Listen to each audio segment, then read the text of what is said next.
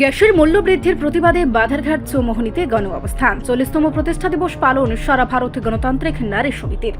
40তম প্রতিষ্ঠা দিবস উপলক্ষে সারা ভারত গণতান্ত্রিক নারী সমিতির ডুকলি মহকুমা কমিটির উদ্যোগে বাধারঘাট চৌমুহনী এলাকায় এক কর্মসূচির আয়োজন করা হয়।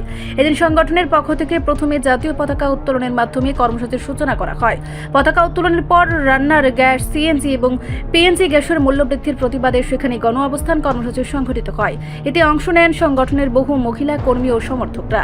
এই কর্মসূচিতে সংগঠনের ডুকলি মহকুমা কমিটির সভানেত্রী মিনতি মজুমদারের সভাপতিত্বে এক আলোচনা সভাও অনুষ্ঠিত হয়। সভায় বক্তব্য রাখেন সর্বভারতীয় নারী নেত্রী ঝর্ণা দাস বৈদ্য এবং সিআইটিইউর সর্বভারতীয় নেত্রী নীলাঞ্জনা রয়। বক্তারা তাদের বক্তব্যে গ্যাসের লাগামহীন মূল্য বৃদ্ধির তীব্র সমালোচনা করেন এবং দাবি জানান সাধারণ মানুষের স্বার্থে অবিলম্বে মূল্যবৃদ্ধি প্রত্যাহার করার। পাশাপাশি তারা বলেন, মূল্যবৃদ্ধির কারণে সাধারণ মানুষ, বিশেষ করে গৃহিণীদের উপর অতিরিক্ত আর্থিক চাপ সৃষ্টি হচ্ছে। এই কর্মসূচির মাধ্যমে সরকারের কাছে গ্যাসের মূল্য কমানোর দাবিও জানানো হয়। যেসব নাম লেখা হয়েছিল সেগুলো মুছে দিয়ে আমরা নির্বিচারে আমরা উন্নয়নের কথা বলে যাচ্ছি। আজকে সামনের মাসে আমরা জানি 12 থেকে 13 তারিখের মধ্যেই ঘোষণা দেওয়ার কথা এডিসি নির্বাচন। আপনারা দেখছেন আপনাদের চোখের সামনে কি হচ্ছে।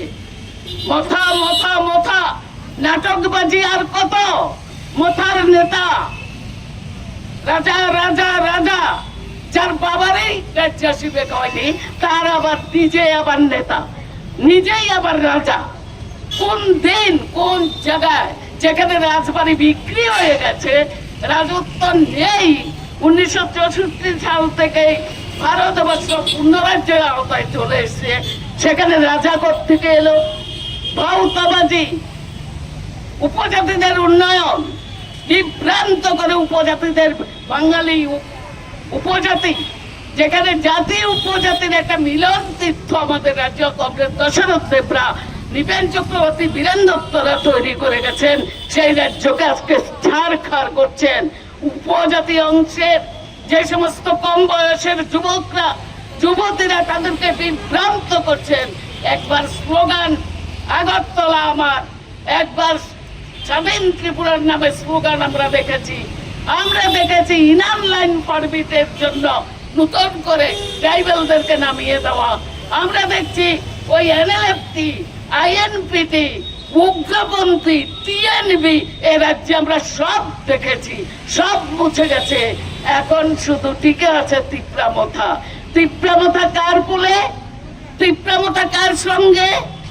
সরকারের সঙ্গে সমঝোতা করে সরকারের সঙ্গে মন্ত্রিসভায় আছেন।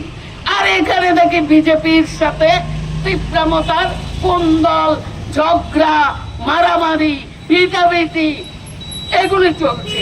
এগুলি নাটক ছাড়া আমরা কি বলবো? যেই সরকারে থাকে সেই সরকারের কর্মসূচি সমর্থন করে সেই সরকারকে আরো শক্তিশালী করা, এটা হলো যাদের সাথে অ্যালায়েন্স থাকে তাদের কাজ। কিন্তু তারা এখানে মাঠে ময়দানে নাটক জমাচ্ছে, নাটক দেখাচ্ছে, যুবকদেরকে উন্মাদ করে তুলছে। আর এদিকে দিল্লিতে ডেকে নিয়ে চূড়ান্ত সিদ্ধান্ত হয়ে যাচ্ছে মথা বিজেপির সঙ্গে। এই সমস্ত নাটক ত্রিপুরা রাজ্যের মানুষকে বোঝাতে পারবে না, সাময়িক কালের জন্য বিভ্রান্ত হবে।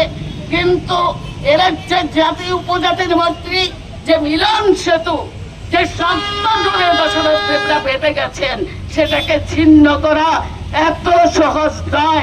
এডিসি ইলেকশনে, সুষ্ঠু ইলেকশন হলে পরে বামফ্রন্টের জয় নিশ্চিত। মানুষ গ্রামে পাহাড়ে সেটাই জানান দিচ্ছেন। রিপোর্ট, সংবাদ প্রতীক্ষা।